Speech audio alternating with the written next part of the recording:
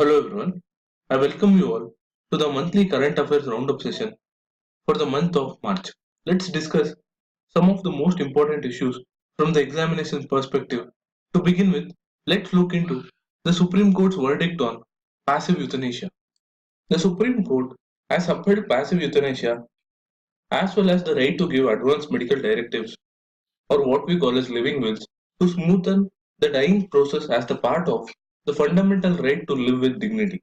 Passive euthanasia as such was recognized in 2011 itself in the Aruna Schonbach case, who we know was confined to a vegetative state post a brutal physical abuse. As an extension, the current judgment of the Supreme Court has expanded the scope of passive euthanasia by adding the principle of living will or an advanced directive whereby a person who is in a competent state of mind can leave written instructions on the sort of medical treatment that may or may not be administered to him in the event of his or her stage of terminal illness. For further clarity on the issue, let's just look into passive euthanasia and living will separately and in detail. As I've pointed out in my previous videos, euthanasia is classified into two different types basically, that is active euthanasia and passive euthanasia.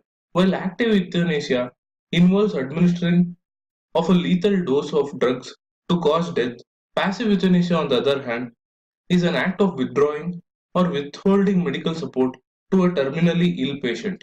The current Supreme Court judgment has interpreted the right to die with dignity as a fundamental right under Article 21 of the Indian Constitution.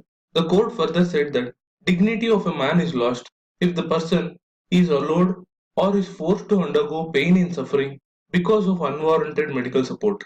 Because the hope of recovery of a terminally ill patient or a person in a permanent vegetative state is almost negligible.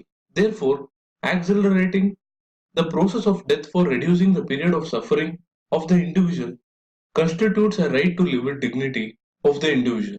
The court further highlighted how societal pressure and fear of criminal liability by the relatives of an individual and doctors has led to suffering and undignified deaths, thereby giving a legal status to advance directives in which the right to a dignified life is as determined by an individual in a competent state of mind.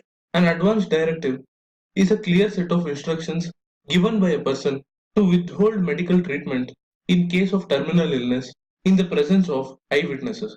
This document shall be preserved by the magistrate, which will be enforced at an appropriate time by the person mentioned as a custodian by the individual in his living will.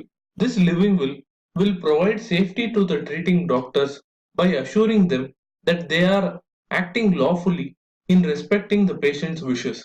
Although the government submitted that it is in the process of introducing a law to regulate passive euthanasia, but it opposed the concept of advance directive on the ground that it was liable to be misused. But the court justified its opinion on advance directive, saying that it only reflects the patient autonomy and does not amount to a recognition of a wish to die. With that, let's move on to the next issue, on which a question has already been asked in the UPSC mains examination, that is, regarding Khap Panchayats.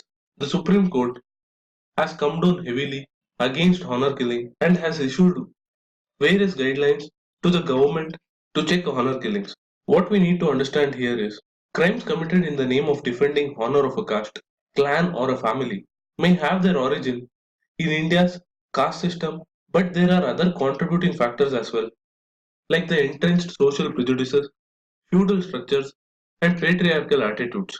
These other factors cannot be eradicated overnight through law, but a strong law and order approach is the first step in curbing such groups that seek to enforce such medieval notions. It is in this context one has to see the Supreme Court's judgment against the Ka Panchayats and the recent guidelines issued to deal with these feudal structures. This is not the first time that the Supreme Court has asserted that the life choices of individual adults, especially with regard to love and marriage, cannot be interfered by anyone. And the current judgment too upholds the liberty and dignity of individuals and highlighted the need for preventive, remedial, and punitive measures to deter honor killings. In this regard, High Courts of Punjab and Haryana, as well as the Madras High Court have already laid down guidelines to the police on creating special cells and 24-hour helplines to provide assistance and protection to young couples. And the recent verdict of the Supreme Court has gone a step further and has asked the police to establish safe houses for the couples under threat. Further, the court has also empowered the police to prohibit khap panchayats or any such gatherings and effect preventive arrest. Towards the contention made by the khap panchayats that they are only engaged in raising awareness about permissible marriages, including intercaste and interfaith ones, and against Sagotra marriages, the court has rightly highlighted that it is the job of the civil courts to do so, thereby prohibiting interference in the matrimonial choices of the individuals. With that, let's look into the next issue, which was regarding the leak of annual examination question papers on economics for class 12 and mathematics for class 10 of the CBSE. It is obvious that thousands of students are naturally frustrated as they have to go through the process all over again. In this regard, the Ministry of Human Resource Development has clearly failed to maintain the secrecy and integrity of the process because its standard operating procedure was easily breached. The problem is not new, and in the past, various state board question papers too have been leaked.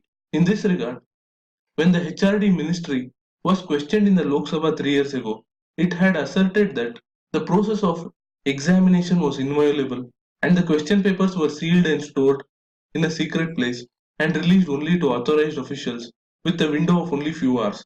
In addition, the board also has dedicated secrecy officers for each region to ensure that there is no leak of question papers. However, the recent incident has highlighted that this protocol has failed and the current HRD minister should conduct a thorough inquiry to find the reasons and initiate remedial steps without any delay. Some of the solutions which could address this problem include setting up of a national testing agency to maintain the integrity of the process, helping the state school boards to reform the systems in place, among others. But a more viable option is to put in place a credible testing method to assess a student's aptitude and learning rather than the current year-end annual exams. There can be multiple assessments through the year which can achieve the same goal. This could not only end the scramble for high scores in a definitive board exam but also alleviate the exam stress associated with it. Further, the CBSE has to restore faith in the processes by fixing accountability on individuals responsible for the current leak to inspire total confidence in the board examinations. With that, let's look into the next issue, which was regarding the growing menace of plastic overuse. Plastics are one of the major source of pollutants along the coastlines, in rivers, lakes, etc. And the picture you see is that of the Great Pacific Garbage Patch, highlighting the magnitude of the issue. Adding to all this, recent findings that microplastic particles are found even in safe bottled water is a matter of grave concern. There are multiple factors which are responsible for this menace, namely, the global production of plastics is much more than the capacity of the governments to handle items which are thrown away as waste. Next, microplastics, which are particles of less than 5 mm, enter the environment either as primary industrial products or via urban wastewater and broken down elements of the articles discarded by consumers. The accumulation of chemicals present in these plastics can induce or aggravate immune responses in the body, thereby having devastating consequences on human health. The way forward in tackling the plastic menace is to control the production and distribution of plastics by banning single use bags and mandating the use of more durable ones, thereby reducing the generation of plastic waste, enforcing the solid waste management rules, which require segregation of waste, creating a circular plastic economy to produce more durable plastics and create capacities for reuse and recycle rather than cheap disposable plastics. In this regard, government should realize it cannot be business as usual and have to step up their efforts to reduce the harmful effect of plastics on the environment.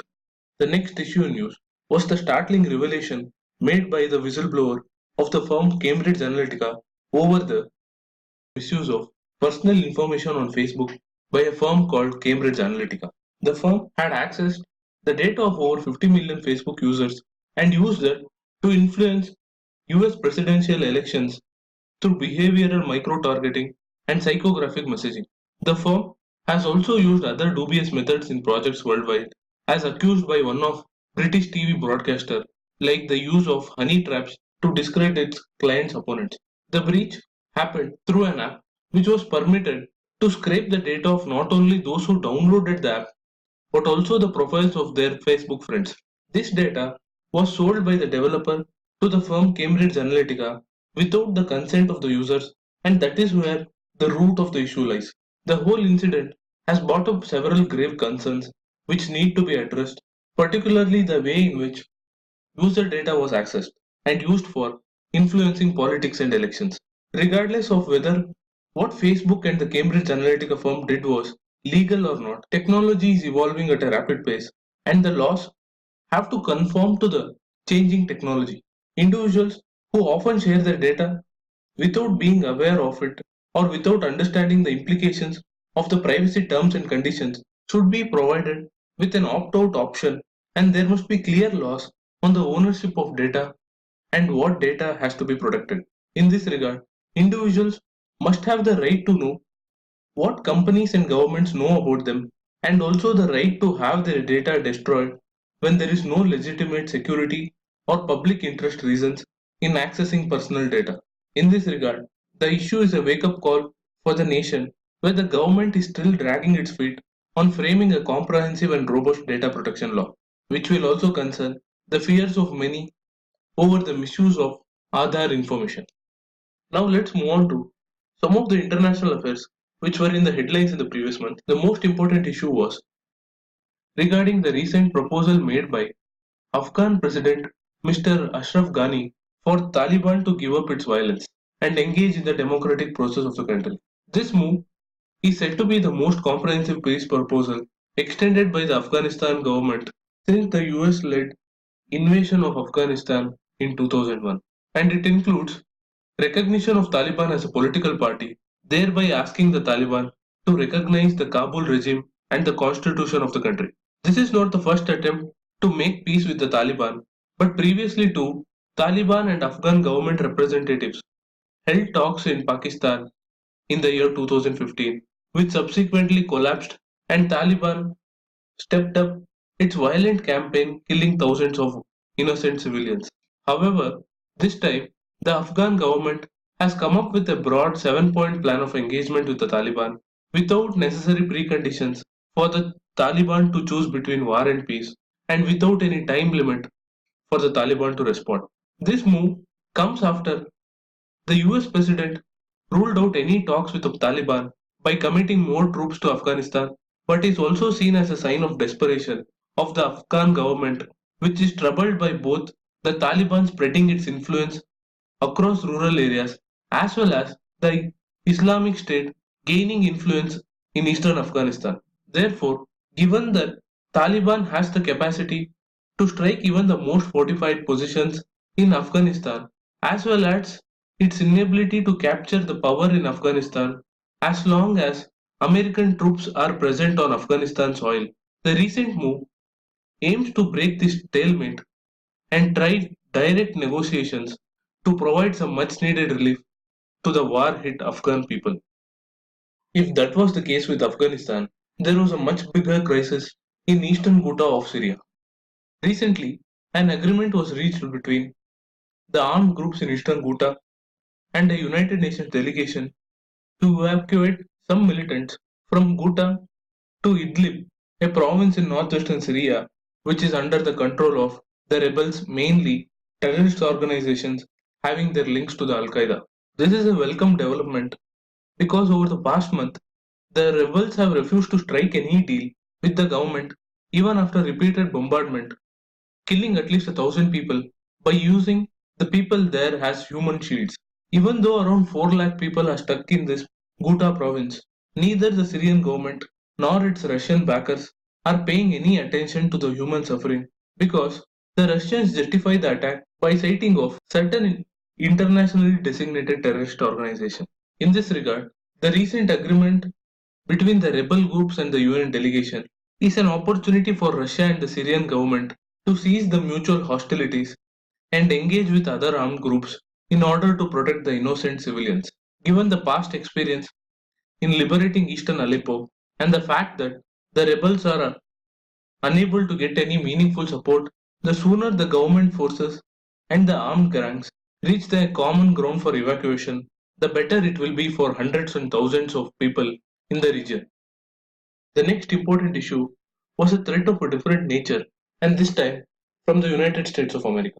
The United States government has announced recently that it will impose tariffs on the import of aluminum and steel, projecting it as an effort to help protect American businesses and jobs, arguing that free trade is the reason why US suffers a huge trade deficit. However, most economists support free trade because it allows free competition, thereby giving consumers access to cheaper and better products, thus improving their standard of living over time.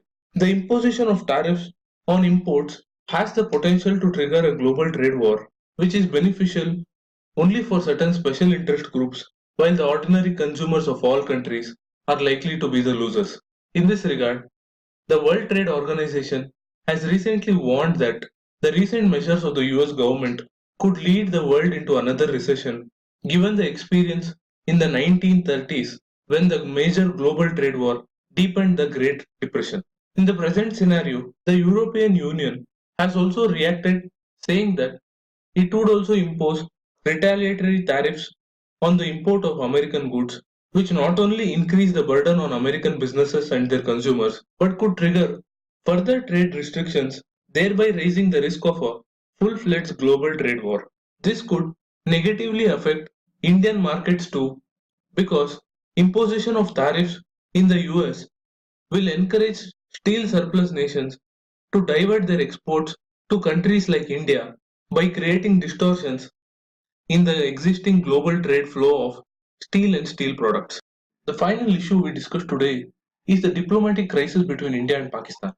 The two sides blamed each other for a new law with respect to the treatment of diplomatic officials, with India complaining of Pakistani authorities like the ISI interfering with the construction activities in the Indian mission, and Pakistan accusing India of tailing its diplomats in New Delhi. These events are rather unfortunate and must be checked at the earliest to avoid any further slippage in the bilateral ties between the two countries. Not only that, but such incidents are also violations of the Vienna Convention on Diplomatic Relations, which clearly states that a diplomatic agent's person, premises, and property are inviolable and must be respected and protected by the receiving state. Given that India has already declared Islamabad as a non-family post in the wake of a terror attack on army school in Peshawar, the two countries should exercise caution so that the issue doesn't spiral out of control and result in sending back of diplomats or scaling down their missions. At a time when bilateral dialogue has not been making any progress, any further escalation will impact even the few lines of communication that remain between the two countries, and cooler counsel must prevail to prevent any further slippage in bilateral ties. Well, that was the recap of the most important events of the previous month, and I request you to go back and watch the previous news analysis videos as well for other issues like India's push for rooftop solar energy, the spread of non communicable diseases, etc., which will add great value to your preparation. For now, I conclude this session. Do share this content if you like it. Thank you for watching. Have a nice day.